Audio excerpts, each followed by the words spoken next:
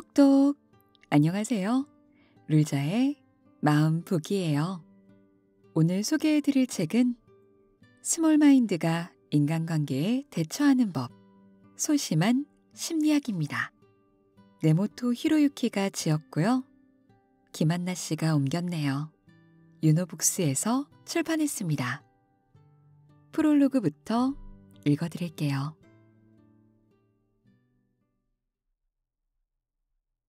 스몰 마인드였던 내가 어떻게 인간관계의 달인이 됐을까? 사람들이 나를 싫어하면 어쩌지? 기대에 미치지 못하면 어떻게 하지? 벌써 20년 전 일입니다. 당시에 나는 이렇게 생각하며 항상 주위 사람들의 안색을 살피고 매일 벌벌 떨며 지냈습니다. 그때 나는 대학교를 졸업하고 신입사원으로 막 입사한 상태였습니다. 지금 생각해보면 학창시절부터 나는 착한 우등생을 연기했습니다. 좋은 사람을 연기하며 구직 활동을 했고 그 덕분에 입사 후에는 나름 우수인재로 인정을 받아 다른 신입사원과 달리 곧바로 실전 업무에 투입되었습니다. 그런데 입사한 지 몇 달이 지나도 회사 분위기에 익숙해지지 않았습니다. 아무리 시간을 들여 노력을 해도 선배들이 당연하게 하는 일을 처리하지 못했습니다. 나는 점점 소심해졌습니다. 기대를 한 몸에 받으며 입사한 나는 이러다가 주위의 평가가 떨어지지는 않을까 두려워졌습니다. 그러다 보니 사람들의 눈치를 보게 되었고 나보다 동료나 상사의 기분을 먼저 생각했습니다. 어느덧 나는 주위에 폐를 끼치지 말 것, 상사에게 인정받을 것, 동료에게 호감을 얻을 것만 생각하게 되었습니다. 잘 생각해보면 입사 1년 차에는 회사 업무에 익숙하지 않다거나 좋은 성과를 내지 못하는 것이 오히려 당연합니다. 그런데도 그때 나는 왜 나는 못할까? 라고 자책하며 아무리 힘든 일이 있어도 꾹 참으며 억지로 힘을 내려 했습니다. 하지만 그럴수록 내 마음은 더 작아질 뿐이었습니다. 결국 나는 회사에 나가지 못하게 되었습니다. 내 마음을 바닥이 드러날 때까지 희생시키고 나서야 피폐해진 나 자신을 처음으로 마주보게 된 것입니다. 주위의 기대에 부응하지 못한 내가 한심해서 회사 사람들을 보기가 괴로웠습니다. 사람들 대하는 것도 싫고 하던 일도 다 싫었습니다. 그렇게 굴욕적인 기분으로 집에만 처박혀 지냈습니다. 지금도 기억이 생생합니다. 그때 처음으로 상담을 받으며 내 자신을 치유하는 체험을 했습니다. 그로부터 20년 가까이 세월이 지났습니다. 나는 지난 17년 동안 심리상담사로 활동하며 2만 명이 넘는 사람들의 마음을 만났습니다.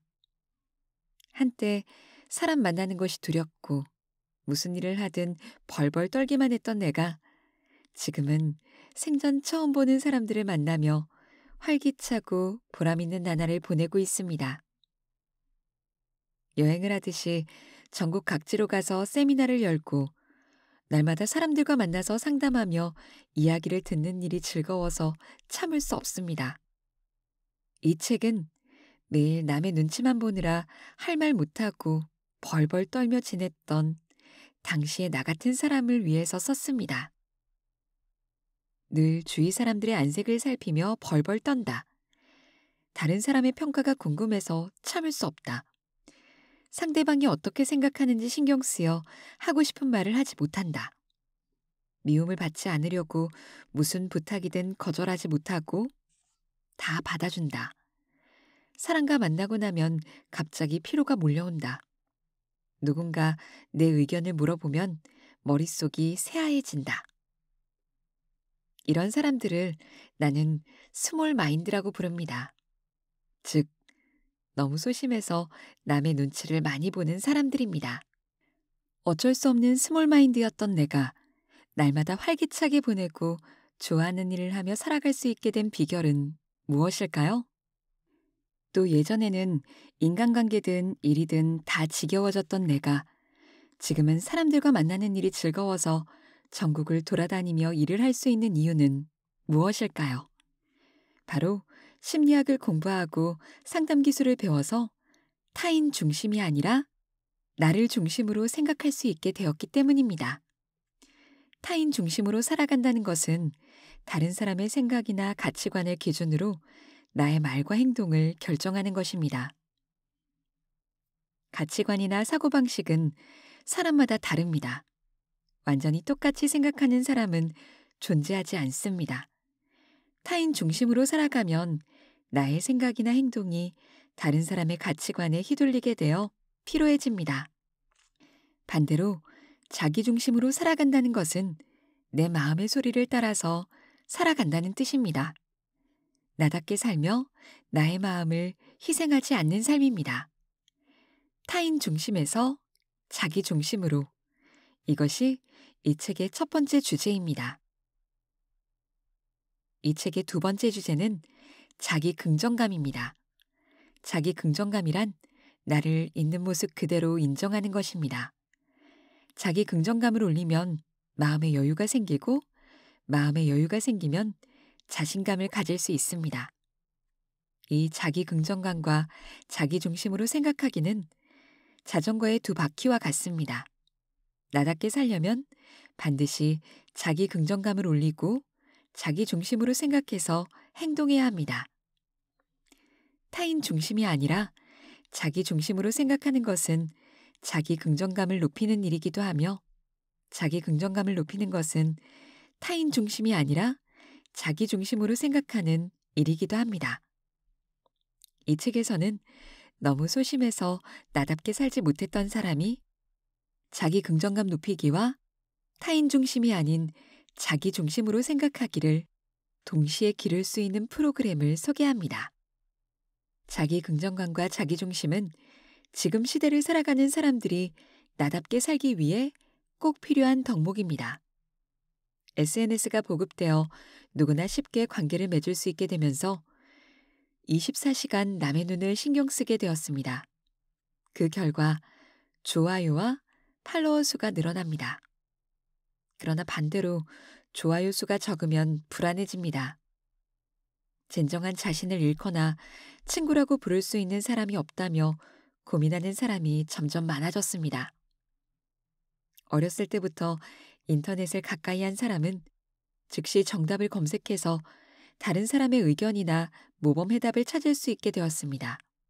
결과적으로 자신의 의견을 갖추지 못한 사람이 상당히 많아졌습니다.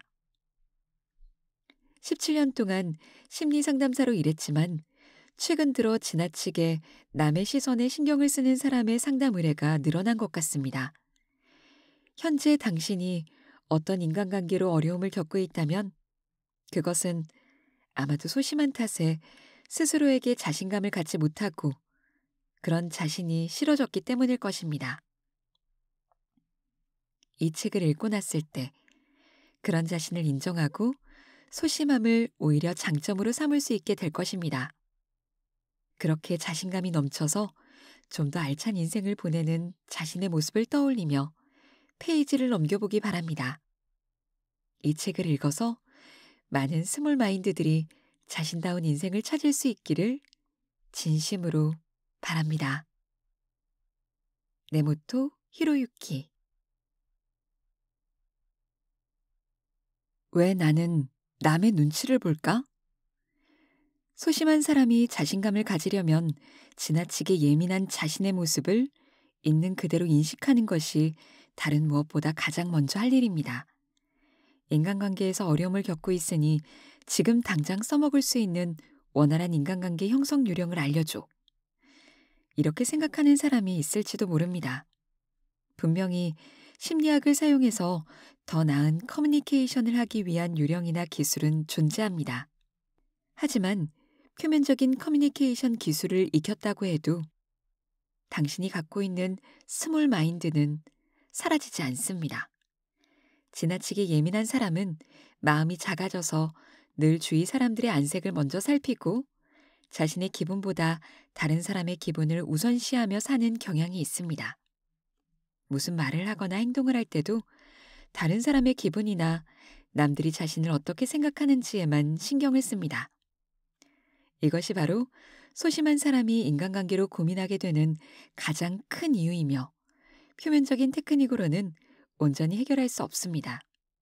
즉, 소심한 사람은 지나치게 남의 시선에 신경을 쓴 나머지 말과 행동의 기준이 자신이 아닌 타인에게 있습니다. 세상에는 다양한 생각과 가치관을 가진 사람이 존재합니다. 자신과 똑같은 가치관을 가진 사람하고만 어울리며 살아갈 수 없습니다. 소심한 사람은 남의 평가에 너무 예민한 탓에 다른 사람의 기분을 공감하려고만 합니다. 공감하는 것 자체는 나쁘지 않지만 그때 자신의 중심이 없으면 다양한 생각이나 가치관을 가진 타인에게 휘둘려 피로를 느끼게 됩니다.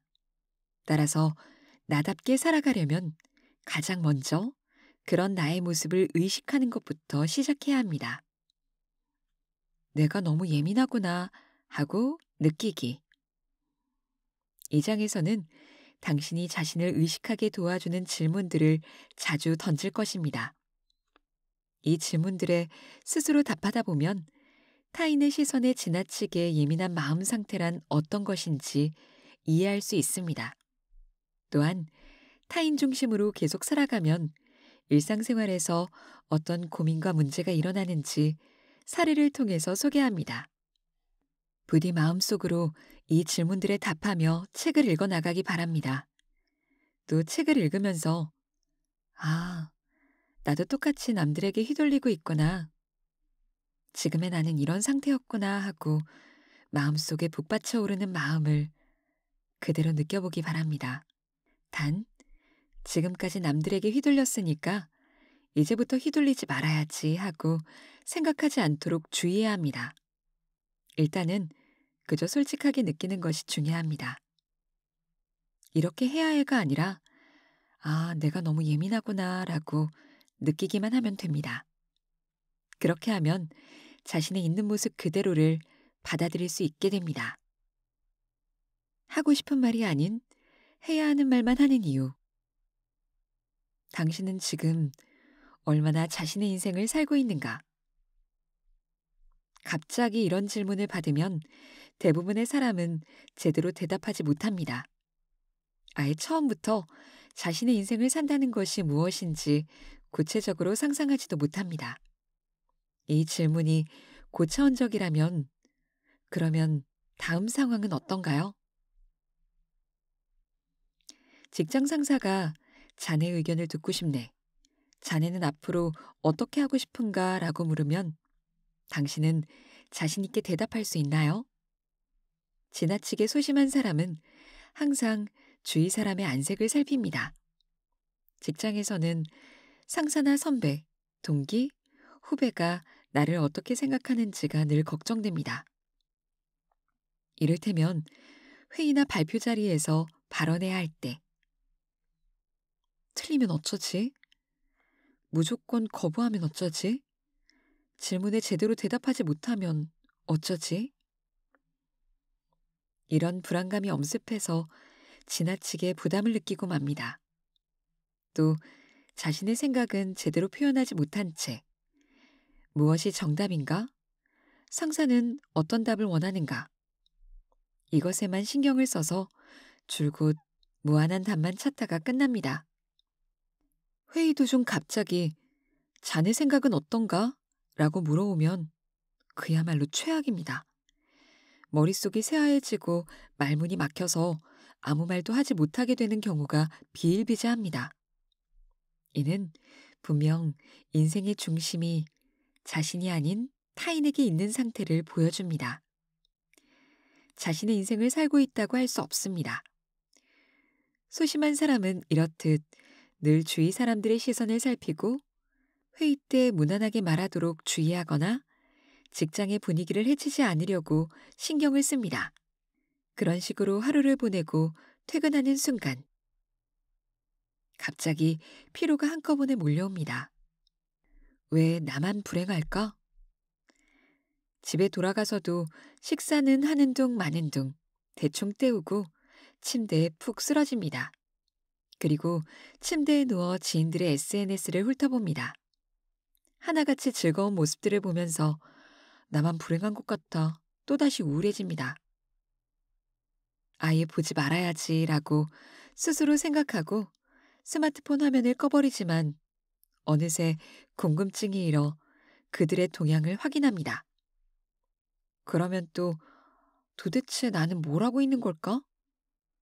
친구들이 아기가 있어서 올린 것도 아닌데 난 왜 이런 기분이 드는 걸까? 하며 풀이 죽어서 자책하고 맙니다. 다른 사람의 SNS를 보고 정신적으로 피로를 느끼며 부정적인 마음이 생기는 이유는 무엇일까요?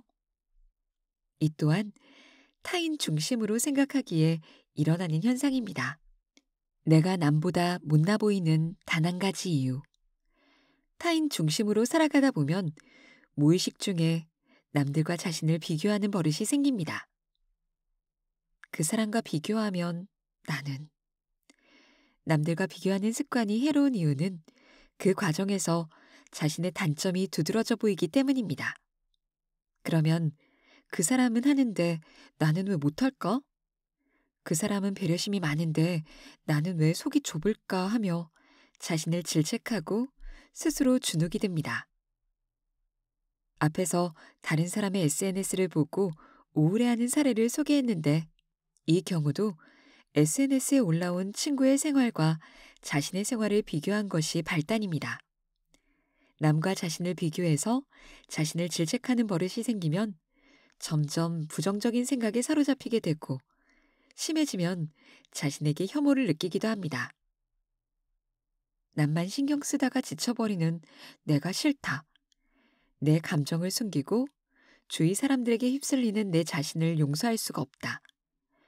입사한 지 한참 지났는데도 아무런 성과도 내지 못하는 내가 정말로 싫다. 내가 원하는 삶이 아니라는 것을 알면서도 이 상황을 바꾸려고 행동하지 않는 내가 한심하다. 소심한 사람이 쉽게 우울해지는 이유는 다른 사람과 비교해서 자신을 질책하는 버릇이 있기 때문입니다.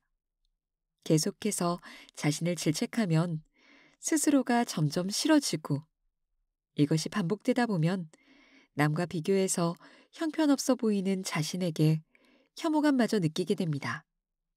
이 악순환은 굉장히 힘이 세서 한 번 빠지면 좀처럼 빠져나오기 힘듭니다.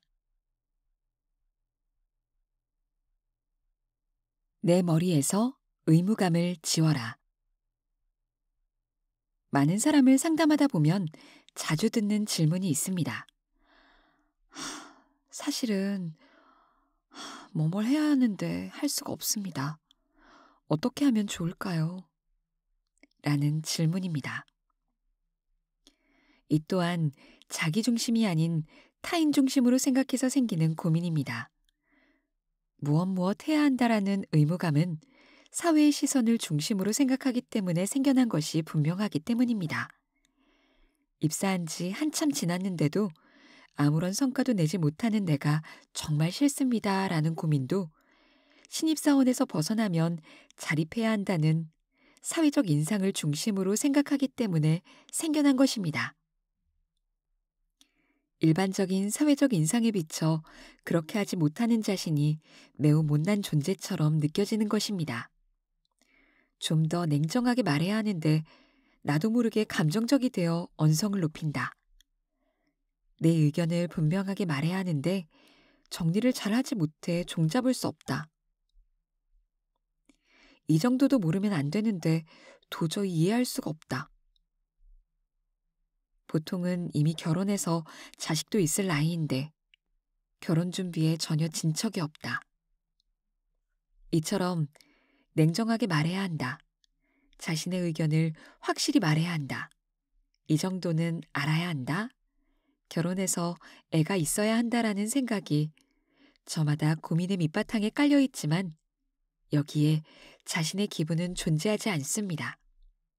이렇듯 자기 중심이 아니라 타인 중심으로 생각하는 사람은 제멋대로 외부에서 기준을 가져와 그에 맞지 않은 자신을 공격하고 비난합니다.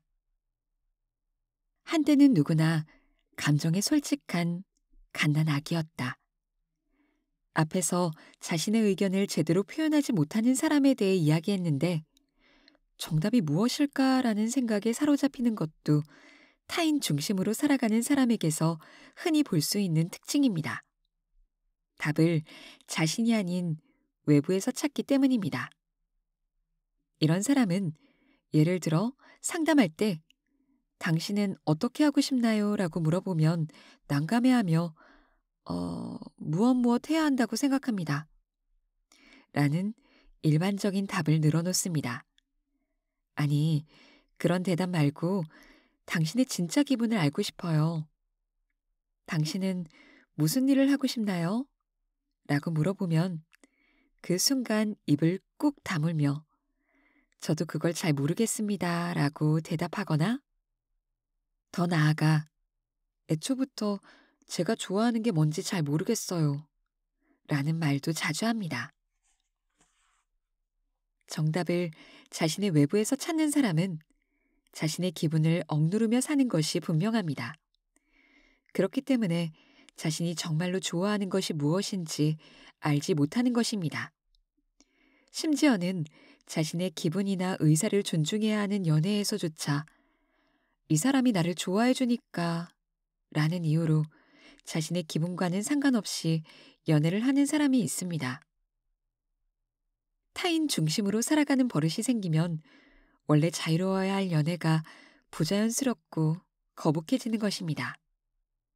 이렇듯 타인 중심으로 계속 살아가면 우연한 순간에 나는 도대체 무엇을 위해서 살고 있는 거지? 라는 생각이 들 때가 있습니다.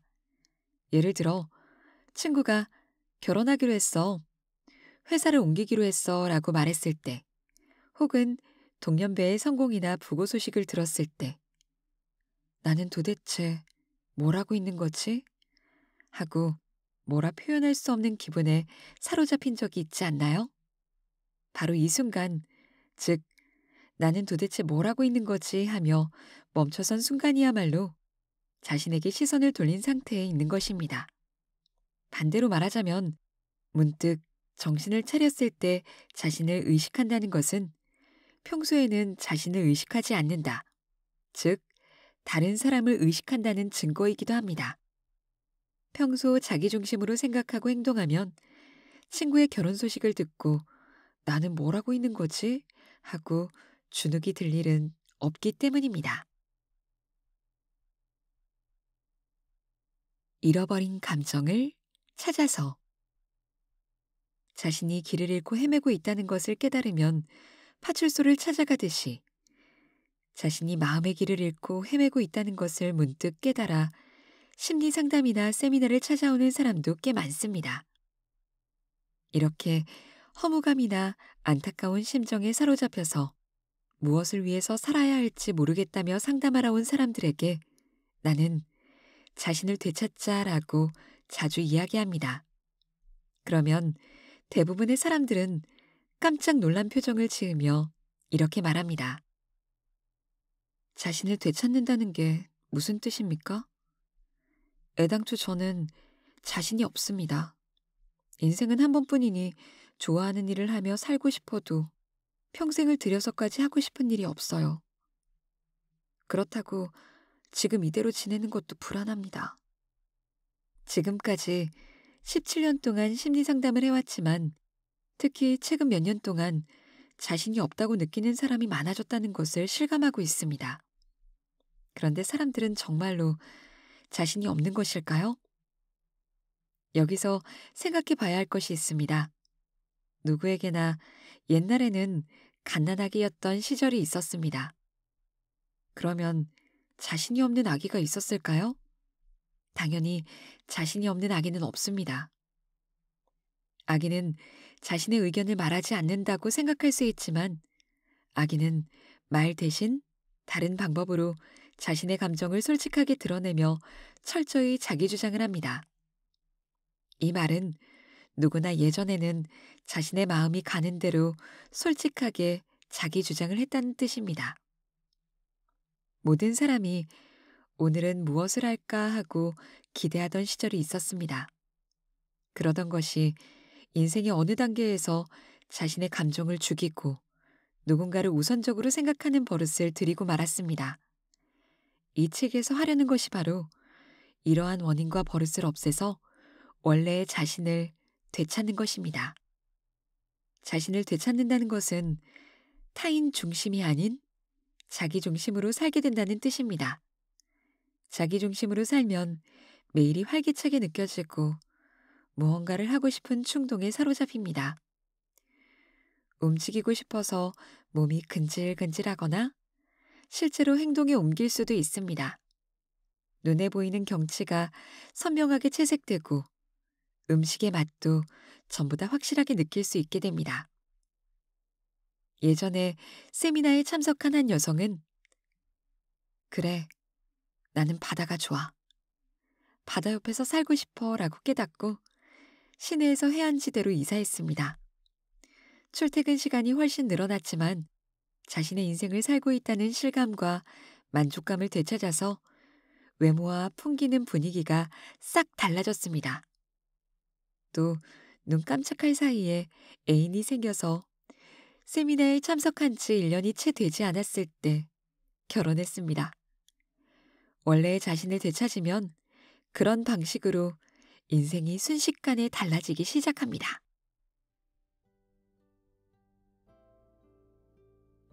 이 책은 여기까지 읽어볼게요. 어떠셨어요? 어떤 부분이 마음에 남으시나요? 전 마지막 부분에 원래의 자신을 되찾으면 인생이 순식간에 달라진다. 이 말이 좋았는데요. 우리가 갓난아이였을 때 예전에는 내 마음이 가는 대로 솔직하게 자기 주장을 했었습니다.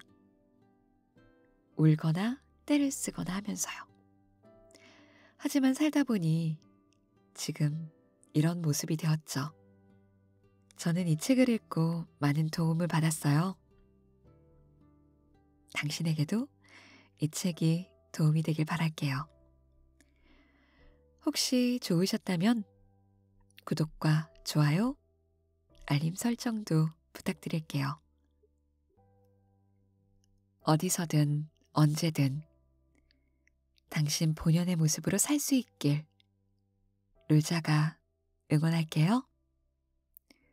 왈마스테.